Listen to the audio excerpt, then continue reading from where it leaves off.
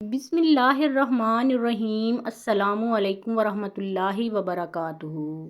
ناظرین گرامی، حضرت امام احمد بن حنبل رحمۃ اللہ علیہ کی پیدائش ماہ ربیع الثانی 164 ہجری میں بغداد میں ہوئی۔ اس وقت بغداد پر عباسیوں کی حکومت تھی۔ آپ کے والد عین جوانی کے عالم میں صرف 30 سال کی عمر میں ہی انتقال فرما گئے تھے۔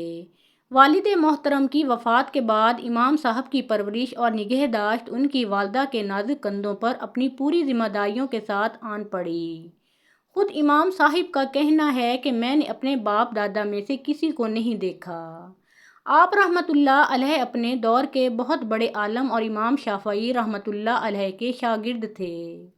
اپنے زمانے کے مشہور علماء حدیث میں آپ کا شمار ہوتا تھا۔ انہوں نے مسند احمد کے نام سے حدیث کی مشہور و معروف کتاب تالیف کی، جس میں تقریباً 40,000 احادیث ہیں۔ امام شافعی رحمۃ اللہ علیہ کی طرح امام احمد بن حنبل رحمۃ اللہ علیہ کی بھی مالی حالت بہت کمزور تھی۔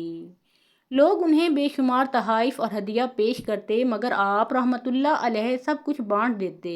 امام احمد بن حنبل رحمۃ اللہ علیہ اپنی ابتدائی تعلیم حاصل کرنے کے بعد 179 ہجری میں علم حدیث کے اصول میں مشغول ہو گئے، اور ان کی عمر اس وقت صرف 15 سال تھی۔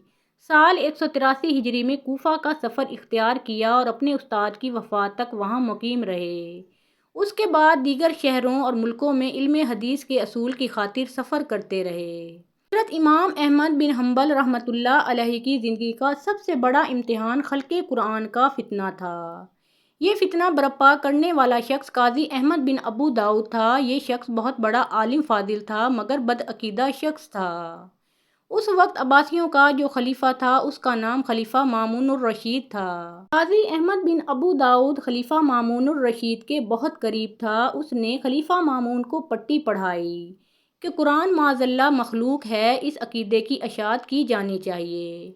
اور دراصل یہ یہودیوں کا عقیدہ تھا، یعنی اس نے یہ کہا تھا کہ قرآن معاذ اللہ اللہ تعالیٰ کا کلام نہیں، بلکہ کسی مخلوق کی لکھی ہوئی کتاب ہے، یعنی یہ مخلوق ہے۔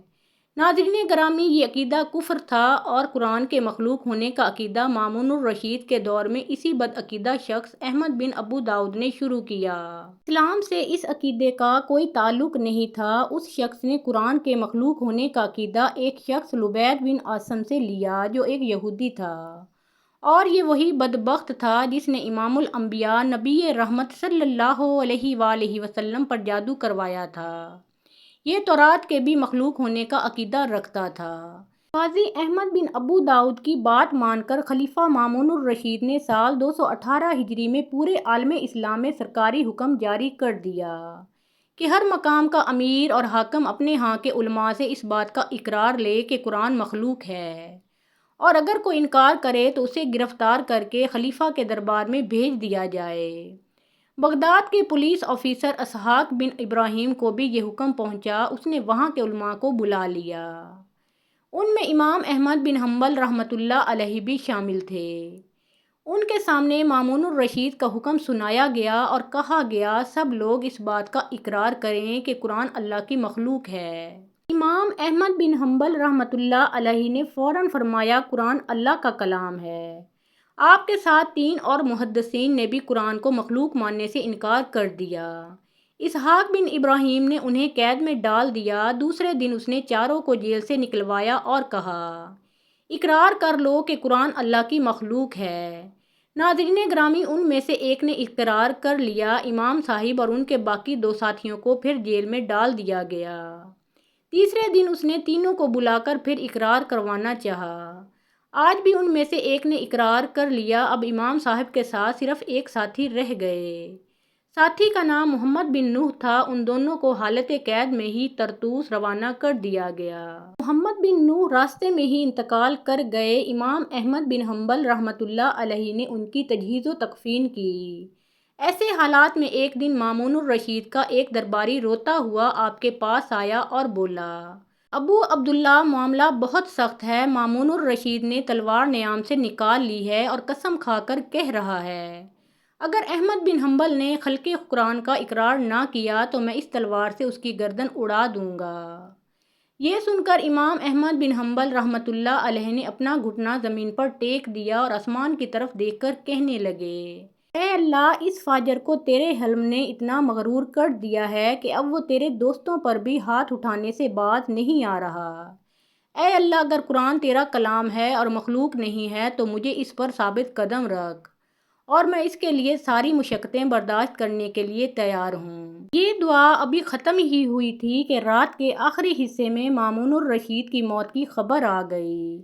امام احمد بن حنبل رحمۃ اللہ علیہ فرماتے ہیں، مجھے یہ خبر سن کر بہت خوشی ہوئی، مگر پھر مجھے معلوم ہوا کہ معتصم باللہ کو خلیفہ بنایا گیا ہے اور امام احمد بن ابو داؤد اس کا وزیر مقرر ہوا ہے، تو صورتحال اور زیادہ خوفناک محسوس ہونے لگی۔ ناظرین گرامی، خلیفہ معتصم باللہ نے بھی امام احمد بن حنبل رحمۃ اللہ علیہ کو حکم دیا کہ اقرار کرو کہ قرآن مخلوق ہے، مگر آپ رحمۃ اللہ علیہ مسلسل انکار کرتے رہے۔ اس جرم کی پاداش میں آپ کو بیڑیاں ڈال کر 28 ماہ قید میں رکھا گیا اور پھر خلیفہ معتصم باللہ کے بھرے دربار میں آپ کو 80 گوڑے مارے گئے اور آپ پر ظلم کی انتہا کی گئی، مگر آپ نے پھر بھی کفر کا اقرار نہیں کیا۔ آپ بے ہوش ہو گئے۔ کہا جاتا ہے کہ جب ہوش آیا تو آپ رحمۃ اللہ علیہ نے زخموں سے چور اور جسم سے خون نکلتے ہوئے نماز ادا کی اور فرمایا کہ ہماری حقانیت کی گواہی ہمارے جنازے دیں گے۔ امام احمد بن حنبل رحمۃ اللہ علیہ کو جس طرح کوڑے مارے گئے، اس طرح اگر ایک کوڑا کسی ہاتھی کو پڑ جاتا تو وہ چیخ مار کر بھاگ جاتا۔ جس روز امام احمد بن حنبل رحمۃ اللہ علیہ کو مارا جا رہا تھا، اس روز وہ روزے سے تھے۔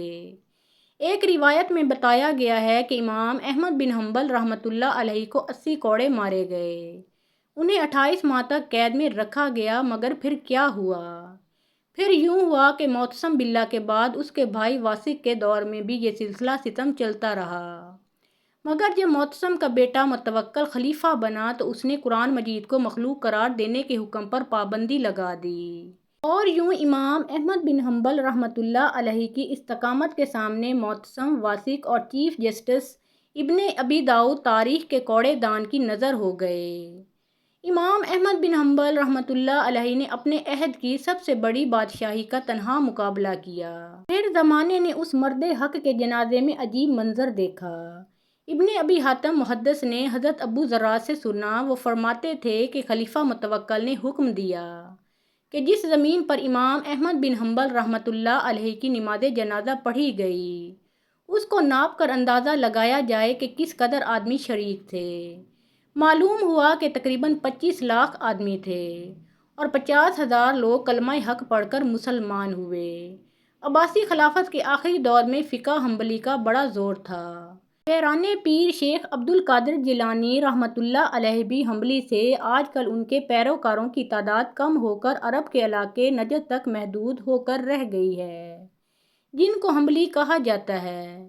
ناظرین گرامی، حضرت امام احمد بن حنبل رحمۃ اللہ علیہ کی عمر کا ایک طویل حصہ جیل کی تنگ و تاریک کوٹھڑیوں میں بسر ہوا۔ پاؤں میں بیڑیاں پڑی رہتیں، طرح طرح کی اذیتیں دی جاتیں تاکہ آپ کسی طرح خلق قرآن کے قائل ہو جائیں، لیکن وہ عزم و ایمان کا ہمالیہ ایک انچ تک اپنے مقام سے نہ سرکا۔ حق پہ زندگی گزاری اور حق پہ وفات پائی۔ آپ رحمۃ اللہ علیہ کا شمار فقہ کے 4 بڑے اماموں میں کیا جاتا ہے اور آپ کا مزار پر انوار الہشامیہ اردن میں واقع ہے۔ اللہ تعالیٰ کی ان پر بے شمار رحمتیں نازل ہوں، آمین ثم آمین۔ محترم ناظرین، پیارے آقا محمد مصطفیٰ صلی اللہ علیہ وآلہ وسلم کا پیارا نام ایک بار کامنٹ سیکشن میں ضرور لکھیں۔